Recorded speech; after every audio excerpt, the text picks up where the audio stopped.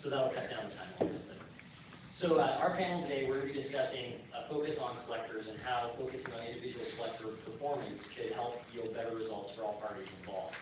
And we'll be discussing some current concepts on metrics, incentives, training, and performance management, as well as some small ideas for possible improvements in the same. So first of all, actually, I'd like to say, feel free to interject questions throughout the presentation. We will likely have time at the end for some Q&A, but if something pops in your mind, please feel free to interrupt and interject. So first of all, I'd like to ask the panel, what is the difference between a top-tier collector and an average collector on your portfolio?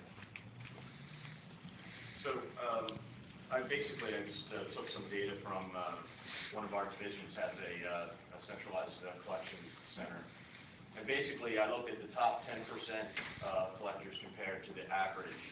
And what I found was that they, in a given month, collect 55% more. They save 42% more customers. They collect 44% more per hour.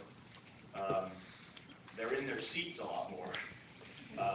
And their payments per right party contact is about 10 points higher than the average.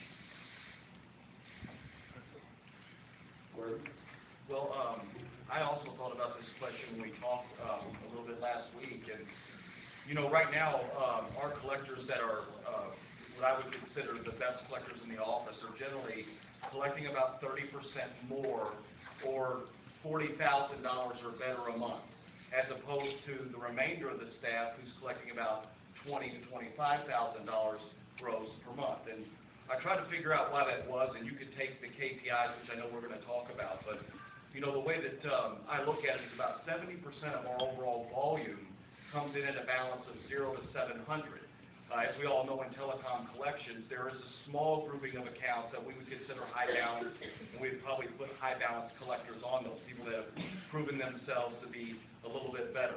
And so I would say that the main reason is because of the type of paper that they're working on, the balance range, the score, and you probably have a group of collectors that are peppered in between that 30%, people that might be doing 30,000 to 35,000, and those are the people that are either overachieving on what we would consider our average balance of about $568, or underachieving on the higher balance accounts that they get.